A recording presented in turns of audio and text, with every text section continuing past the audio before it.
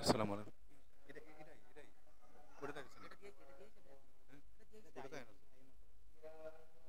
এটা দিয়ে আসো ওটা পকেটে দেওয়া তো ওইটা নিয়ে আসো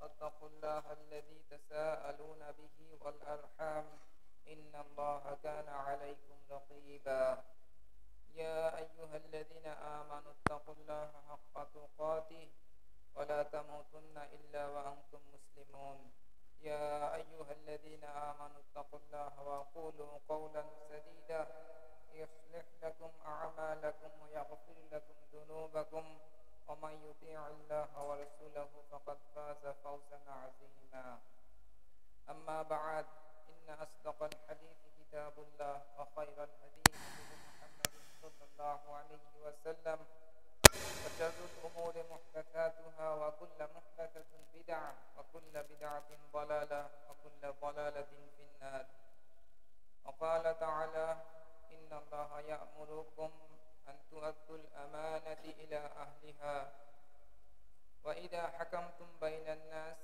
أن تحكموا بالعدل إن الله بنعم ما يعظكم به إن الله كان سميعا بصيرا وقال تعالى يا أيها الذين آمنوا كونوا قوامين بالقسط شهداء لله ولو على أنفسكم أو ولده والأقربين وقال تعالى يا أيها الذين آمنوا كونوا قوامين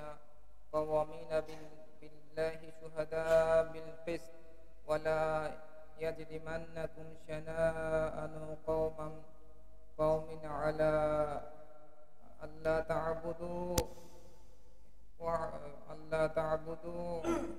اعبدوا وأقربوا للتقوى وقال النبي صلى الله عليه وسلم لا إيمان لمن لا أمانة আজকে আমি আপনাদের সামনে আমাদের জীবনের সাথে ঘনিষ্ঠ দুইটি বিষয় নিয়ে কথা বলবো ইনশাআল্লাহ।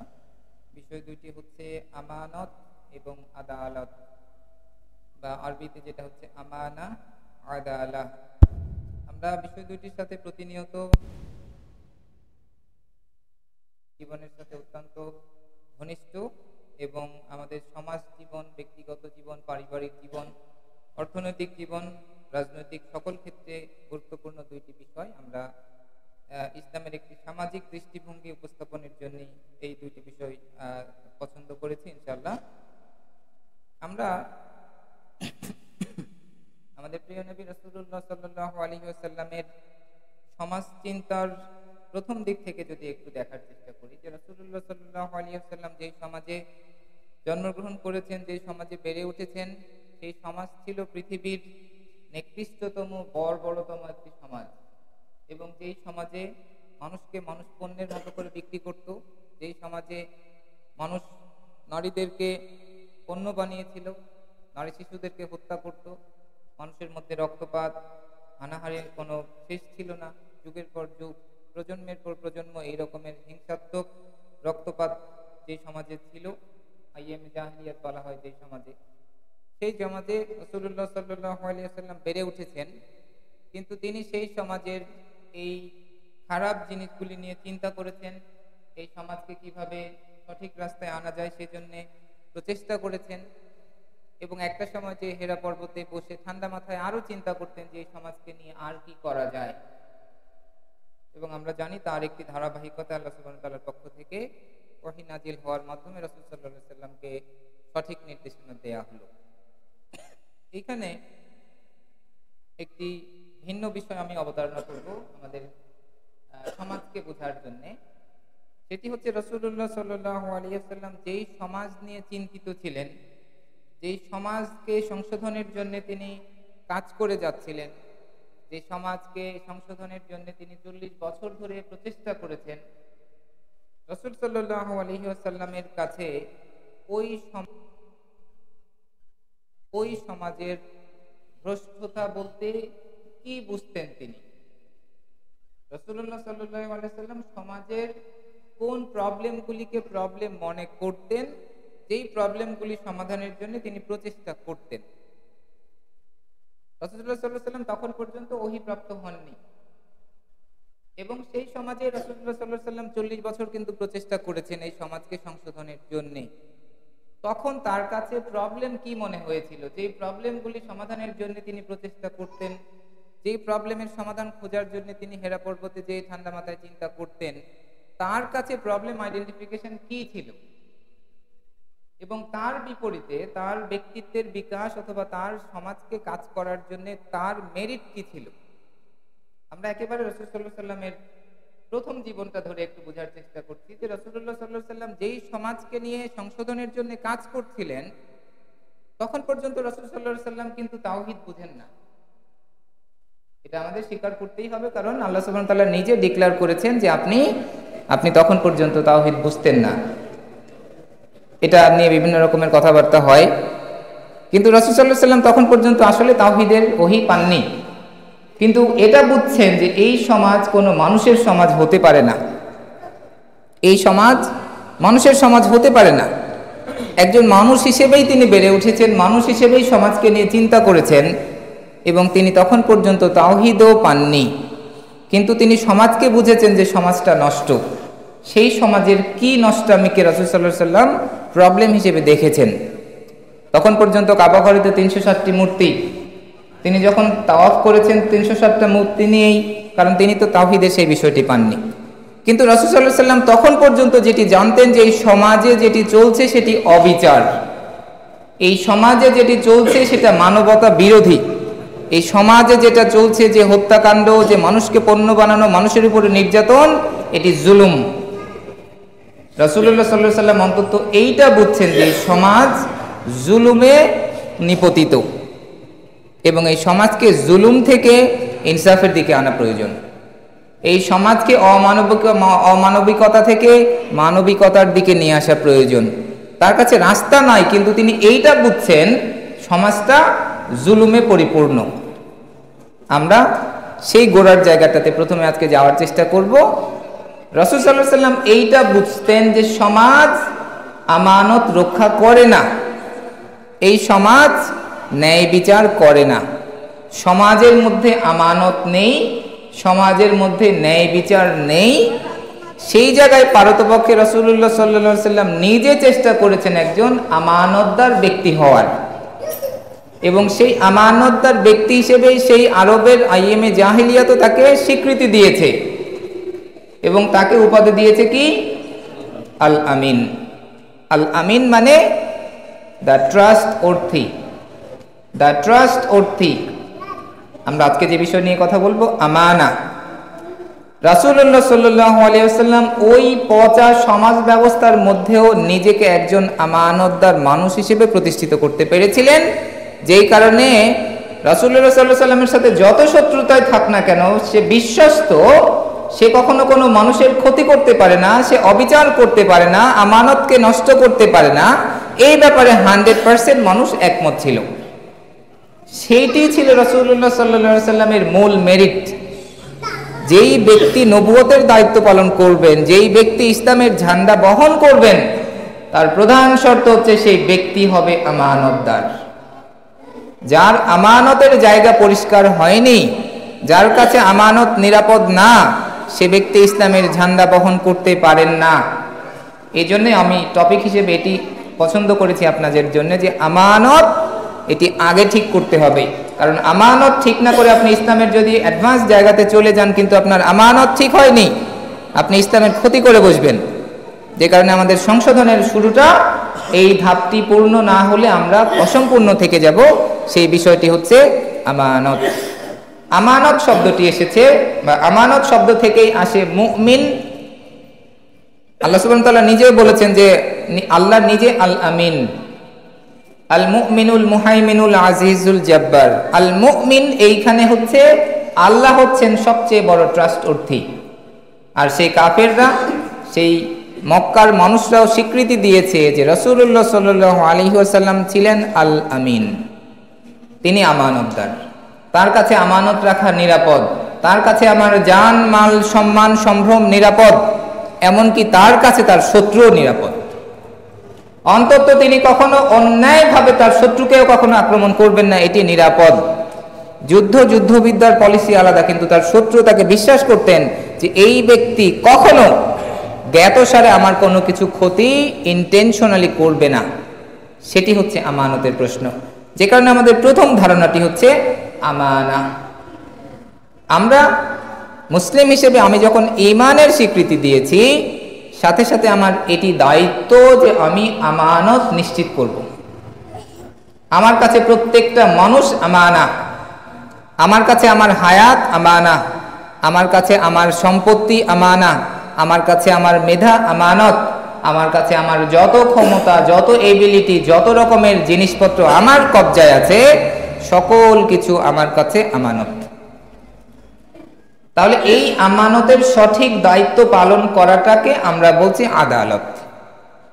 আমি আমার আমানতকে যথাযথভাবে পূরণ করব। আমি যখন বিচার ফয়সালা করব, সঠিকভাবে করব, আমার কাছে যার যেটা প্রাপ্য সেটি সঠিকভাবে দিব, তাহলে সেটি হবে আমার আদালত, সেটি হবে ন্যায় বিচার।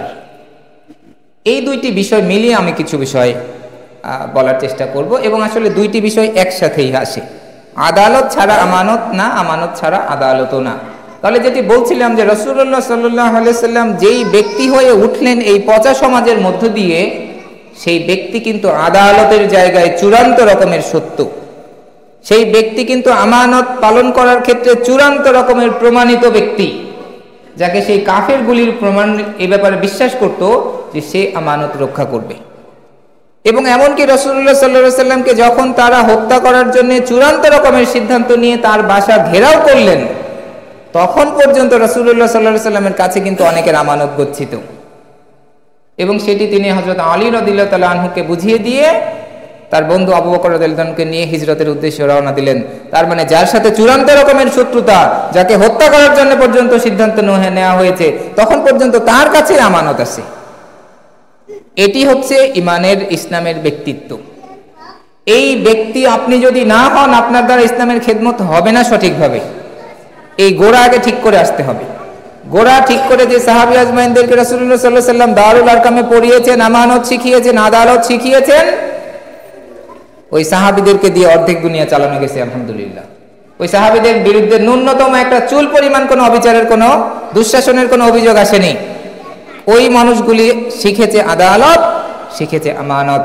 আমাদেরকে সেটি ভালো করে শিখতে হবে, কারণ আমাদের সমাজ ব্যবস্থায়, আমাদের সংস্কৃতিতে, আমাদের অর্থনীতিতে, আমাদের রাজনীতির পরতে পরতে লুকিয়ে আছে ইনজাস্টিস, পরতে পরতে লুকিয়ে আছে আদালত, আমানতের, খেয়ানতের চরম রকমের ধৃষ্টতা, আচরণ।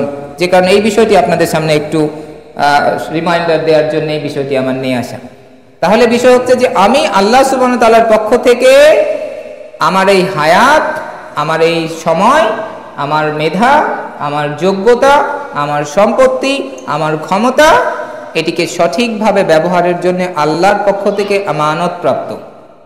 তার সাথে সাথে আমি আরো যেই জায়গাগুলিতে বসবো, যেই জায়গাতে এক্সারসাইজ করব আমার ক্ষমতা, যেই জায়গাতে আমি বিচার ফয়সালা করব, যেই জায়গাতে আমার আরো কিছুর ইনভলভমেন্ট আসবে, সেইখানে রেসপেক্টিভ আমানত আদালতের প্রশ্ন আসবে। আমার জীবন চলার পথে আমি যত বিষয় ডিল করব, সকল বিষয় ডিল করার সাথে ইনসাফের প্রশ্ন আসবে। এবং আল্লাহ সুবহানাহু ওয়া তাআলা কঠিনভাবে বলেছেন, যে আয়াতটি আমি প্রথমে তেলাওয়াত করেছি, সূরা নিসার 135 নম্বর আয়াত। আল্লাহ সুবহানাহু ওয়া তাআলা বলেছেন, তোমরা সত্যের পক্ষে, ইনসাফের পক্ষে শক্ত হয়ে দাঁড়াও। এই সত্য যদি তোমার নিজের বিপক্ষে যায়, এই সত্য যদি তোমার বাবা মার বিপক্ষে যায়, এই সত্য যদি তোমার কোনো আত্মীয় স্বজনের বিপক্ষে যায়, এই সত্য যদি কোনো দরিদ্রের বিপক্ষে যায়, এই সত্য যদি কোনো গরিবের বিপক্ষে যায়, তুমি সত্যের পক্ষেই থাকো। তাহলে সত্য যখন সামনে আসবে, আদালতের প্রশ্নে আমার নিজেকেই নিজের ছাড় দেওয়ার সুযোগ নেই। আমিও তখন সত্যটা গ্রহণ করতে, ন্যায় বিচার করতে বাধ্য, সেটি আমার নিজের বিরুদ্ধে গেলেও। এবং সাহাবী আজমাইনদের অসংখ্য এক্সাম্পল আছে, তারা কোনো ভুল করলে, কোনো অন্যায় করলে রাসূল সাল্লাল্লাহু আলাইহি ওয়াসাল্লামের কাছে এসে নিঃসংকোচে স্বীকার করতেন। এবং তাদেরকে যেই শাস্তি দেয়া হোক না কেন সেটি তারা মাথা পেতে নিতেন। এবং অনেকের মৃত্যুদণ্ড হয়ে গেছে, এরকম শাস্তিও অনেককে দিতে হয়েছে, কারণ জিনার অপরাধে শাস্তি মৃত্যুদণ্ড হয়েছে, সেটিও তিনি গ্রহণ করেছেন। এবং সূরা তাওবা নাজিলের যে প্রেক্ষাপট আপনারা জানবেন, সেই তাবুক অভিযান থেকে যখন সাহাবীরা ফিরছিলেন, তাবুক যুদ্ধ ছিল অত্যন্ত কঠিন একটি যুদ্ধ, কারণ সেই যুদ্ধে যাওয়ার জন্যে সবে একটি যুদ্ধ থেকে সবে সাহাবীরা ফিরেছেন, অনেক বেশি গরমের সময়, আর সবে তাদের একমাত্র ফসল খেজুর পেকেছে। এই খেজুরটা সবে ঘরে তোলার সময়, এটাই তার অর্থকরী ফসল। এই সময় যুদ্ধের ডাক আসছে তাবুক। যদিও তাবুকের যুদ্ধ হয়নি, কিন্তু যুদ্ধে যেতে হয়েছে। সেইখানে সাহাবীরা অংশগ্রহণ করেছেন, কারণ সত্যের ডাক এসেছে যে আমার কোনো ব্যক্তি, আমার কোনো সম্পত্তি, কোনো কিছুকে পরোয়া করার সুযোগ নয়। এবং সেখান থেকে কিছু সাহাবী তারা এই যুদ্ধে অংশগ্রহণ করেননি। এবং রাসূলুল্লাহ সাল্লাল্লাহু আলাইহি ওয়াসাল্লাম মদিনায় ফিরে তাদেরকে জিজ্ঞেস করেছেন, তোমাদের কেন তোমরা যাওনি? সেখানে এক একজন এক এক রকমের এক্সকিউজ দেখিয়েছে। যারা মুনাফিক ছিল, রাসূল সাল্লাল্লাহু আলাইহি ওয়াসাল্লাম তাদেরকে সুন্দরভাবে ছেড়ে দিয়েছেন। দুইজন সাহাবী তারা বলেছেন আমাদের কোনো কারণ ছিল না, আমরা আমাদের দুর্বলতার কারণে, শয়তানের ধোঁকার কারণে আমরা যাইনি। এবং তাদেরকে কঠিন শাস্তি দেওয়া হয়েছে, আপনারা জানেন। এবং তাদেরকে একটা সময় বলা হয়েছে এদের সাথে কারো কোনো সম্পর্ক থাকবে না, সবাই তাদেরকে বয়কট করবে, তাদের সাথে কারো কোনো যোগাযোগ, কোনো পণ্য বেচা কেনা কিচ্ছু হবে না, তারা সম্পূর্ণ তাদেরকে বয়কট করা হবে। এবং এক সময় সে সিদ্ধান্ত দেওয়া হলো তাদের স্ত্রীরাও তাদের সাথে থাকতে পারবে না, তারাও বাবার বাড়ি চলে যাও, তারা একা থাকবে এক ঘরে। সেই সময় অসংখ্য অন্য জায়গা থেকে কাফের মুশরিকরা এই সাহাবীদেরকে বিভিন্ন রকমের টোপ দিয়েছেন, বিভিন্ন রকমের প্রস্তাব দিয়েছেন, কিন্তু সাহাবী আজমাইনরা তারা এটি গ্রহণ করেছেন যে আমার জন্য যে শাস্তি আল্লাহ এবং আল্লাহ রাসূল সাল্লাল্লাহু আলাইহি ওয়াসাল্লামের পক্ষ থেকে নির্ধারিত হয়েছে, আমার জীবন চলে গেলে আমি সেটা মেনে নিব। এটি হচ্ছে এই আয়াতের প্রথম অংশের আমল। সত্য যখন তোমার বিপক্ষে যাবে, তারপরে তুমি সত্যের পক্ষেই থাকবে। আপনি পরীক্ষার হলে বসে মনে করবেন আপনার জন্য সকল কিছু জায়েজ। আমাদের ছাত্ররা মনে করে যে ঈমান এক্সাম হলের বাইরে থাকবে, এক্সাম হলে সকল কিছু যায়, যেটা জান্নাত। জান্নাতে তো সবকিছু যায়, জান্নাতে তো আর শরীয়ত নাই। আমাদের ছাত্রদেরকে তারা এক্সাম হলে ঢুকলে তারা মনে করে যে তাদের পক্ষে যে কোনো রকমের কারো কাছ থেকে সহযোগিতা নেওয়া, নকল করা, সকল কিছু বৈধ। এবং দুঃখজনক হচ্ছে, আমি ইসলামিক স্টাডিজে মাস্টার্স করেছি যখন, আমার ক্লাসের 10% ছাত্রকে আমি পাইনি যে ইসলাম শেখার জন্য মাস্টার্সে আসছে, এবং অলমোস্ট এরা সবাই নকল করে। ইসলামিক স্টাডিজে মাস্টার্স করতে আসছে, নকল করে সার্টিফিকেট নেয়। এটি যখন নিজের বিরুদ্ধে যায়, আদালত যখন নিজের বিরুদ্ধে যায়, মানুষ অনেক সময় এই জায়গায় একটু ফাঁক ফোকর করার চেষ্টা করে, কিন্তু এটি ইসলামের পরিষ্কার কথা হচ্ছে, আদালতের প্রশ্নে আমার নিজেকেও নিজের ছাড় নাই, আদালতের প্রশ্নে আমার বাবা মার ছাড় নাই, আদালতের প্রশ্নে আমার কোনো আত্মীয় স্বজনের ছাড় নাই, আদালতের প্রশ্নে কোনো গরিবেরও ছাড় নাই, কোনো বড় লোকেরও ছাড় নাই। কারণ ইসলাম এই আদালত নিয়ে আসছে। এই আদালত যদি আমার দ্বারা পরিপালন না হয়, তাহলে ইসলামকে আমি ব্যর্থ করে দিলাম। শিরকের অনেকগুলি সংজ্ঞা আছে, তার একটি সংজ্ঞা হচ্ছে আল্লাহর দ্বীনকে ব্যর্থ করে দেয়া। আল্লাহর দ্বীন আপনার কোনো কাজের দ্বারা, আপনার কোনো ফয়সালার দ্বারা যদি ব্যর্থ হয়, তাহলে সেটিও শিরক। আপনি চেয়ারে বসে আল্লাহর দ্বীনকে যদি অকার্যকর করে ফেলেন, তাহলে আপনি মুশরিক। আপনার কাছে সেটি মনে হতে পারে যে এটা কিভাবে সম্ভব। আপনি বিচার ফয়সালা করেছেন, এই মানুষটির জামিন পাওয়ার কথা, এই মানুষটির খালাস পাওয়ার কথা, আপনি যদি সেই মানুষের উপরে জুলুম করে কোনো রকমের মিথ্যা জুলুম চাপিয়ে দেন, আপনি জেনে রাখেন আপনি মুশরিক। কারণ আপনি আল্লাহর দ্বীনের জাস্টিসকে, এটাকে অকার্যকর করে ফেলেছেন। আপনি দ্বীন পালন করবেন, না পারলে অন্তত আপনি সারেন্ডার করবেন, কিন্তু আপনি দ্বীনকে অকার্যকর করবেন না। আমরা আমাদের আচরণের দ্বারা দ্বীনকে অকার্যকর করে ফেলি, এবং অকার্যকরের সবচেয়ে বড় জায়গাটা হয় আমাদের আদালতের ঠিক থাকে না। আপনার সাথে অর্থনৈতিক ট্রানজাকশন করার ফলে যদি কোনো মানুষের খারাপ এক্সপেরিয়েন্স হয়ে থাকে, তাহলে আপনার নিজেকে নিয়ে শঙ্কিত হওয়া উচিত। এবং সেই ক্ষেত্রে আমাদের অনেক দাড়ি টুপিওয়ালা সহি আকীদা অথবা অসহি আকীদা, কারোই এই ব্যাপারে খুব একটা পারফরমেন্স ভালো না। তার সাথে অর্থনৈতিকভাবে যুক্ত হলে তখন বোঝা যায় যে তার আদালতের ঠিক নাই। তার সাথে যদি কোনো বিজনেস একসাথে করেন, তখন বুঝবেন যে আমানতের ঠিক নাই। তাহলে আপনাকে ইসলাম আদালত শিখাতে পারে না, আমানত শিখাতে পারে না, আপনি তো আমার ইসলামকে ব্যর্থ করে দিবেন। যে কারণে রাসূলুল্লাহ সাল্লাল্লাহু আলাইহি সাল্লামের একদম প্রথম যে মেরিট ছিল এই সমাজকে নিয়ে কাজ করার, তার যে যোগ্যতা ছিল, তার যে অধিকার ছিল, সেটি হচ্ছে তিনি আমানতদার। সেই সমাজের আবু জেহেল, আবু লাহাবের মতো বড় বড় নেতৃস্থানীয় ব্যক্তিরাও নিশ্চিত করতে পারে নাই যে তারা আমানতদার, কিন্তু রাসূলুল্লাহ সাল্লাল্লাহু আলাইহি সাল্লামের মতো একজন এতিম মানুষ নিশ্চিত করেছেন যে আমি আমানতদার। আসলে আপনি ইসলামকে নিয়ে দাঁড়াতে চাইলে সর্বপ্রথম নিশ্চিত করবেন আপনার আদালত, আপনার আমানত।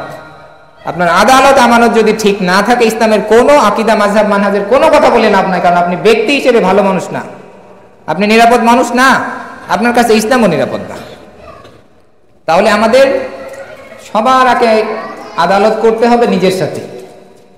আমরা নিজের সাথে আদালত করব, নিজের সাথে নিজের আমানত রক্ষা করব, নিজের সাথে নিজের আদালতের সর্বপ্রথম কাজ হচ্ছে আমার ঈমানকে বিশুদ্ধ করা। কারণ আল্লাহ সুবহানাহু ওয়া তাআলা বলেছেন, ইন্না শিরকা লাযুলমুন আযীম, সবচেয়ে বড় শিরক, সবচেয়ে বড় জুলুম হচ্ছে শিরক। তাহলে আমি যদি শিরকের মধ্যে থাকি, তাহলে আমি আমার উপরে জুলুম করলাম, সবার আগে আমি নিজের উপরে জুলুম করলাম। তাহলে আমার ঈমানটা পরিশুদ্ধ করার মাধ্যমে আমি আমাকে জুলুম মুক্ত করব। আমার শরীরের হক আছে আমার উপরে, রাসূল সাল্লাল্লাহু আলাইহি ওয়াসাল্লাম বলেছেন তোমার শরীরের হক আছে তোমার উপরে। তাহলে শরীরকে পর্যাপ্ত পরিমাণে পরিমিত খাবার দিতে হবে, শরীরকে রেস্ট দিতে হবে। তাহলে আমার লাইফস্টাইল এমন হবে যাতে আমার শরীর পরিমিত রেস্ট পায়। ইবাদত করতে আমার শক্তি লাগবে, দাওয়া করতে শক্তি লাগবে, জিহাদ করতে শক্তি লাগবে, সামাজিক অর্থনৈতিক কাজ করতে শক্তি সামর্থ্য লাগবে। আমার হেলথ কন্ডিশন যদি খারাপ হয়, তাহলে আমার দিনও শেষ, ইবাদত, জিহাদ সবই শেষ।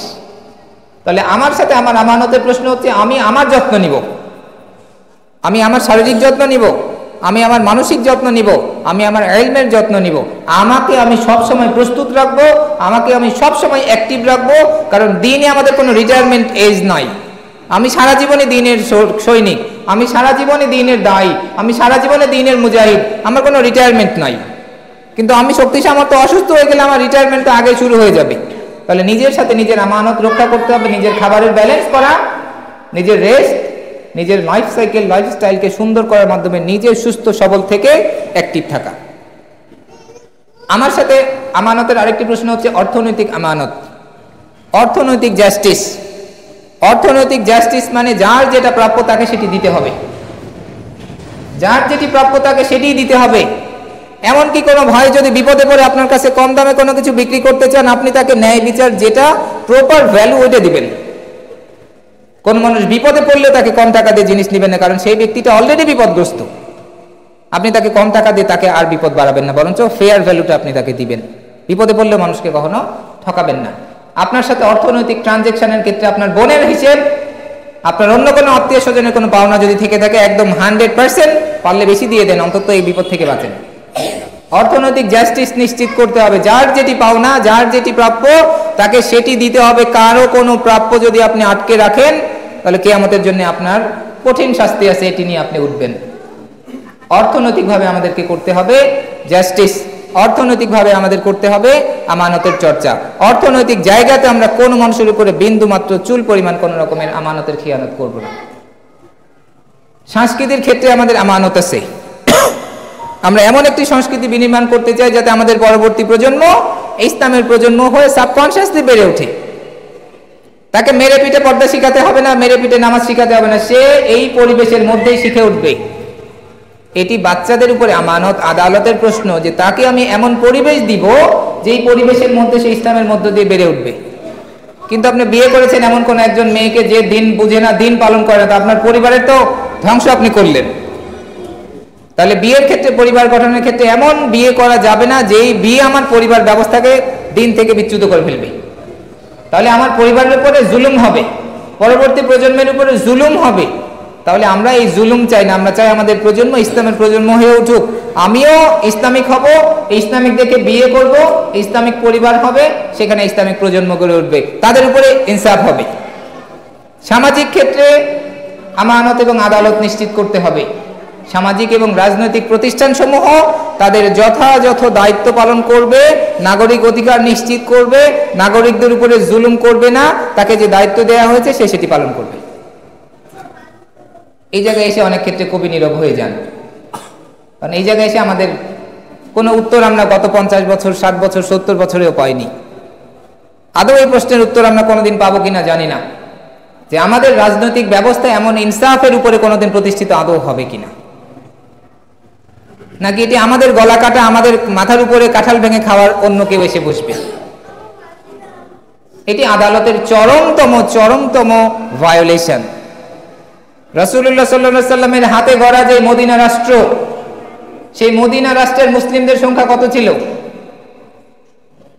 ওই মদিনা রাষ্ট্রের তো মুসলিমদের সংখ্যা ছিল জাস্ট 20% প্লাস। 80% এর মতো অমুসলিম রাসূলুল্লাহ সাল্লাল্লাহু আলাইহি সাল্লামকে মেনে নিয়েছিলেন, জানেন যে এই ব্যক্তি ইনসাফ দিবে আমাদেরকে। সেখানে কাফিররা আছে, মানে মুশরিক আছে, ইহুদি আছে, খ্রিস্টান আছে, অন্যান্য ট্রাইব ছিল, তারা পর্যন্ত রাসূলুল্লাহ সাল্লাল্লাহু আলাইহি সাল্লামকে নেতা হিসেবে আদর্শ মেনে নিয়েছেন। কোন শর্তে? তিনি আমাদেরকে আদালত দিবেন এই শর্তে। তারা তো কাফির, তারা মুশরিক, তারা ইহুদি, তারা মাজুসি, তারা অন্যান্য কিছু, তারা তো তখন পর্যন্ত ইসলাম গ্রহণ করেনি। এই ইসলাম গ্রহণ না করলেও তারা রাসূল সাল্লাল্লাহু আলাইহি সাল্লামকে লিডার হিসেবে মেনে নিয়েছেন, তাদের জাতির নেতা হিসেবে মেনে নিয়েছেন, কারণ এই ব্যক্তির কাছে আদালত আছে, এই ব্যক্তির কাছে আমানত আছে। অতএব আমরা এমন কোন ব্যক্তিকে নেতা বানাবো না যে আমানত ঠিক নাই। ডেমোক্রেসি জায়েজ না যায় সেটি আমি বলছি না, সেটা অন্য আলোচনা, কিন্তু আপনি এমন কোন ব্যক্তিকে জীবনের কোন লেভেলের নেতা বানাবেন না যার আমানত ঠিক নাই। আর আপনি যদি তাকে নেতা বানাতে হেল্প করেন, ও যত রকমের খিয়ানত করবে তার অংশ আপনার আমলনামায় যাবে, কারণ এই ব্যক্তিকে আপনি নেতা বানিয়েছেন, নেতা হতে আপনি সহযোগিতা করেছেন। সেক্ষেত্রে আমানত নষ্টকারী কোন রকমের কোন পদক্ষেপ, কোন রকমের কোন রাজনৈতিক, কোন রকমের কোনো কিছুর সাথে আমরা নাই। আমরা ইমানদার মানুষ, আমরা দ্বীনের চর্চা করি। আপনার খিয়ানতের দায়ভার আমি নিতে রাজি না। আপনার খিয়ানত আপনি নিয়ে কিয়ামতে ওঠেন। আমরা আদালত প্রতিষ্ঠা করতে চাই, আমরা আমানত প্রতিষ্ঠা করতে চাই। সেই ক্ষেত্রে আমানতের প্রথম স্তর ব্যক্তি, আদালত আমানতের প্রথম স্তর ব্যক্তি, দ্বিতীয় স্তর হচ্ছে পরিবার। আপনি পরিবারে আদালত প্রতিষ্ঠিত করবেন। আপনি বিয়ে করে অন্যের মেয়েকে নিয়ে আসছেন, আপনার বাসায় তার সম্পূর্ণ সম্মান নিরাপত্তা নিশ্চিত করবেন। আপনি আল্লাহর নামে তাকে নিয়ে আসতেন, তার উপরে কোন রকমের জুলুম চাপিয়ে দিবেন না। সেটা কথার মাধ্যমে না, খোটা দেওয়ার মাধ্যমে না, অপ্রয়োজনীয় তাকে কোন রকমের টর্চার করে না, তার বাবার উপরে জুলুম করে না। কোন রকমের কোন জুলুম যেন আমাদের কোনো মেয়েদের উপরে, কোনো বোনদের উপরে না হয়। এটি আল্লাহর পক্ষ থেকে আপনাকে আমানত দেয়া হয়েছে। আপনি অন্য একজনের মেয়েকে নিয়ে আসছেন, যে তার বাবা মাকে ছেড়ে চলে আসছে আপনার কাছে, আপনার বাসায় তার যথাযথ সম্মান নাই, তার নিরাপত্তা নাই, তার পর্দার মতো ব্যবস্থা নাই, তাহলে আপনি তাকে নিয়ে আসছেন কেন? আপনি তাকে আমানত রক্ষা করতে তো ব্যর্থ। এখানে যদি আপনি জয়েন্ট ফ্যামিলিতে থাকেন, আপনার পর্দার পরিবেশ বাসা যেন নিশ্চিত হয়। আপনার বাসার মধ্যে কিচেনের লোকেশন, বাথরুমের লোকেশন, ড্রয়িং রুমের লোকেশন যেন এমন ভাবে থাকে যাতে পর্দা সহকারে, প্রাইভেসি সহকারে বসবাস করা যায়। আদারওয়াইজ প্রত্যেকটা বিবাহিত মানুষ আলাদা বাসায় থাকবেন। এক বাসায় থেকে আমাদের বোনদের উপরে জুলুম করবেন না। আমরা বিশ্বের মুসলিমরা যদি আমাদের মেয়েদের সম্পূর্ণ সম্মান, নিরাপত্তা রক্ষা করে নিশ্চিত করতে পারতাম, আজকে নারীবাদের মতো এরকমের জঘন্য কোনো মতবাদ আমাদের ঘাড়ে এসে পড়তো না। কিন্তু আমরা আমাদের মেয়েদেরকে নিরাপত্তা দিতে ব্যর্থ হয়েছি। আমরা যখন ব্যর্থ হয়েছি, তখন আমার মেয়েদেরকে বাধ্য হতে হয়েছে জিপিএ 5 পেয়ে ছেলেদের সাথে রেস করে ইউনিভার্সিটিতে পড়ে চাকরি নিয়ে তার নিরাপত্তা নিশ্চিত করার।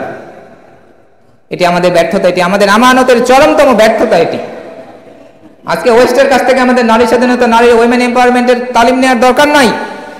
আমাদের তালিম, আমাদের অ্যাডভান্স মডেল আরো আগে থেকে প্রমাণিত আছে।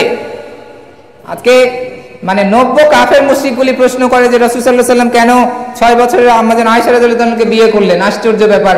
সেই সময় কোনো কাফের পর্যন্ত এই প্রশ্ন করে নাই। আজকের এই বুদ্ধিজীবীদের বুদ্ধিজীবিতা দেখে আমরা মানে কি করব? তার সর্বোচ্চ কাফেররাও তো, তার শত্রুরাও তো এই প্রশ্নটা করে নাই, কারণ সেটি তখন স্বাভাবিক ছিল।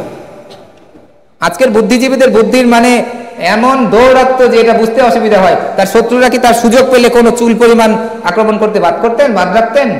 অথচ এই কথাটা তার শত্রুরাও কখনো উত্থাপন করে নাই। আম্মাজান আয়েশা রাদিয়াল্লাহু আনহা রাসূলুল্লাহ সাল্লাল্লাহু আলাইহি ওয়াসাল্লামের যে জীবন, এটা পারিবারিক জীবনের পৃথিবীর এক্সাম্পল হয়ে গেছে। ফাতিমা রাদিয়াল্লাহু তাআলা আনহার সাথে আলী রাদিয়াল্লাহু তাআলা আনহুর যে জীবন, এটি পৃথিবীর এক্সাম্পল হয়ে গেছে। আমরা আমাদের বোনদেরকে, আমাদের মেয়েদেরকে তাদের আমানত রক্ষা করি। আমাদের মেয়েদেরকে দিয়ে আমাদের দিনের অনেক বড় প্রয়োজন আছে, কিন্তু তারা যদি মিসগাইডেড হয়, বহুত আলেম মানুষের ছেলে মেয়ে জানি স্কুল কলেজে পড়ানোর জন্য একেবারে মানে দাড়ি টুপি জুব্বা বোরখা পর্দার বাদ নাই, সবাই ডাক্তার ইঞ্জিনিয়ার হতে হবে, দুনিয়াতে বড় কিছু করতে হবে, সবকিছু মেয়েদেরকে আমি ছেলেদের মতো করে রেসে নামিয়ে দিলাম। আপনি এই মেয়েটার উপরে চরম মাত্রার জুলুম করলেন, চরম জুলুম করলেন। আপনার মেয়েকে দিয়ে যদি আপনি ছেলেদের মতো করে দুনিয়ার নাম ডাক কামাতে চান, তার উপরে জুলুম করবেন না। যদি সেরকমের পরিবেশ পরিস্থিতি থাকে, পর্দা মেনটেন করে, তার লাইফ হ্যাম্পার না করে, দিনকে কম্প্রোমাইজ না করে সে যদি ডাক্তার হতে পারে হোক, কিন্তু কি সেই ব্যবস্থা কি আসলে আমাদের কাছে আসে? তাহলে ভাই আমার মেয়েকে আমি সিস্টেমে নামাই দিব না, আমার মেয়েকে আমি নিরাপদ রাখবো, তার নিরাপত্তার দায়িত্ব আমার। বাবা হিসেবে আমার দায়িত্ব তাকে সম্পূর্ণ নিরাপত্তা দেওয়া এবং এমন ছেলের কাছে দেওয়া যার কাছে সে নিরাপদ, এটি আমরা নিশ্চিত করব। তাহলে সেকেন্ড লেভেলের আদালত আমানত নিশ্চিত করতে হবে ফ্যামিলি লেভেলে। থার্ড লেভেলের আদালত আমানত নিশ্চিত হবে আমাদের সোসাইটিতে। এইখানে যে মানুষগুলি আছেন তাদের পরিবার আছে না, এই পরিবারগুলি কানেক্টেড হলেই তো একটি ইসলামিক সমাজ গড়ে উঠবে, উঠবে কিনা? তাহলে আমরা যদি ইসলামিক সমাজ গড়ে তুলতে পারি, সেখানে আমাদের ইসলামিক শিক্ষা প্রতিষ্ঠান থাকবে, সেখানে আমাদের ইসলামিক সংস্কৃতি থাকবে, সেখানে ইসলামী অর্থনীতি থাকবে, সেখানে প্রতিষ্ঠান থাকবে, সেটি তো আমার সুন্দর একটি ইসলামিক সিস্টেম গড়ে উঠবে। এবং এই প্রতিষ্ঠানটি আপনারা জানেন, আপনাদের সহযোগিতায় প্রতিষ্ঠানটি এতটুকু এসেছে এবং এটির পরবর্তী যে সুন্দর একটি অ্যাডভান্স আরও আমাদের আইডিয়া আছে, প্রজেক্ট আপনারা হয়তো অনেকে দেখেছেন। এখানে একদম 10 তলা একটি বিল্ডিং করে, সেখানে শিক্ষা প্রতিষ্ঠান, সেখানে কালচারাল সেন্টার, সেখানে লাইব্রেরি করে একটা সুন্দর একটি পরিবেশ আমরা এখানে করতে চাই ইনশাআল্লাহ। আপনারা সেটার সাথে সহযোগিতা করবেন, আপনাদের নিশ্চয়ই সে ব্যাপারে অবগত আছে। তাহলে যদি আমরা পরিবারগুলি কানেক্টেড হই, তাহলে একটি সমাজের মধ্যে আরেকটি সমাজ আমরা গড়ে ফেলতে পারি। এই পচা গলা জাহেলি সমাজের মধ্যে আমাদের একটি সুন্দর সমাজ আমরা গড়ে ফেলতে পারি ইনশাআল্লাহ, এটি সম্ভব। তারপরের সর্বোচ্চ লেভেলের আমানত হচ্ছে রাষ্ট্র। ওই ব্যাপারে আপাতত আমার কোনোই বক্তব্য দেওয়ার নাই, কারণ সেটি কখন হবে, কিভাবে হবে আমরা কেউই বুঝতে পারছি না। আমাদের আলেমদের মধ্যে ব্যাপারে খুব ঐক্যমত নাই যে কিভাবে হতে পারে। একদিকে জাতিসংঘ, একদিকে কনস্টিটিউশন, সরকার ব্যবস্থা, পাশে ইন্ডিয়া, সব মিলাই টিলে এই ব্যাপারে ক্লিয়ার বক্তব্য দেওয়ার অবস্থা নাই, এভাবে আমি ক্লিয়ার বক্তব্য দিতেও পারবো না। কিন্তু এটি হলে সর্বোচ্চ ইসলামকে কায়েম হয়, সর্বোচ্চ আদালত নিশ্চিত হয়। তবে সেটা আল্লাহর ইচ্ছা, আল্লাহ যাকে ইচ্ছা যখন দিবেন। কিন্তু আমাদের করণীয় আছে আমার কাছে আদালত নিশ্চিত করা, আমার করণীয় আছে পরিবার লেভেলে আদালত নিশ্চিত করা, আমার করণীয় আছে সবাই মিলে ইসলামিক সমাজ নিশ্চিত করা। তাহলে এই পর্যন্ত আমরা আসি। এই 3 ধাপে গেলে অন্তত শান্তিতে আমরা একটু থাকতে পারবো। আমাদের পরবর্তী প্রজন্ম সন্তানরা নোংরা পরিবেশে নষ্ট হবে না, আমাদের মধ্যে কোনো রকমের অবিচার হবে না ইনশাআল্লাহ। আমরা সবাই এই ব্যাপারে সতর্ক হই। আমরা ব্যক্তিগতভাবে আমার আমানতকে বুঝি, আমার আদালতকে নিশ্চিত করি। আমি যেই পজিশনে বসবো, যেই চাকরি করব, যেখানেই যাব, সেখানে আমি আদালতের সাথে যাব। আমি ব্যক্তি হিসেবে আদালতের একটি ঝান্ডাবাহী হব। আমার আদালতই হবে আমার ইসলাম। আগে থাকবে আমার আদালত, এরপরে মানুষ শিখবে আমি আদালত কার কাছ থেকে শিখেছি। তখন মানুষ জানবে যে আমি যে আদালত কায়েম করেছি এটা ইসলামের কারণে। ইসলাম আমাকে শিখিয়েছে আদালত, ইসলাম আমাকে শিখিয়েছে আমানত। তখন মানুষ ইসলামটা নেবে। প্রথমে ইসলাম নিয়ে গেলে মানুষ এটা নেবে না, কারণ এটা ভ্যালু সে বুঝবে না। ভ্যালু হচ্ছে আপনার আমানতের মধ্যে, ভ্যালু হচ্ছে আপনার আদালতের মধ্যে। আপনি যে পরিবারে আছেন, যে সমাজে আছেন, যে প্রতিবেশীদের মধ্যে আছেন, যে প্রতিষ্ঠানে আছেন, যে অর্থনৈতিক কর্মকাণ্ডের মধ্যে আছেন, সেখানে আদালতকে প্রতিষ্ঠা করেন, আমানতকে প্রতিষ্ঠা করেন, ন্যায় বিচারকে প্রতিষ্ঠা করেন। এই ইসলাম মানুষ এমনিতেই নেবে ইনশাআল্লাহ। সব মিলিয়ে আমরা আমাদের ব্যক্তি জীবন, আমাদের পারিবারিক জীবন, আমাদের সামাজিক জীবনের পরিচ্ছন্নতা, আদালত আমানত নিশ্চিত করতে পারলে ইনশাআল্লাহ আল্লাহ সুবহানাহু ওয়া তাআলা আমাদেরকে খিলাফতের রাষ্ট্রের নিয়ামত দান করবেন ইনশাআল্লাহ। আকুলু কওলি হাযা আস্তাগফিরুল্লাহ লি ওয়া লাকুম ওয়া লিসাইরিল মুসলিমিন ফাস্তাগফিরুহু ইন্নাহু হুয়াল গফুরুর রহিম।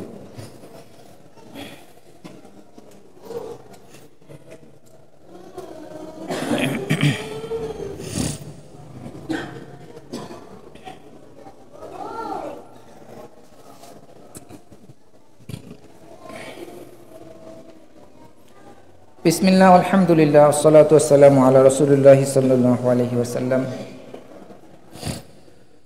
ইন্নাল্লাহা ওয়া মালাইকাতাহু ইউসাল্লুনা আলান নবী ইয়া আইয়ুহাল্লাযীনা আমানু সাল্লু আলাইহি ওয়া সাল্লিমু তাসলিমা।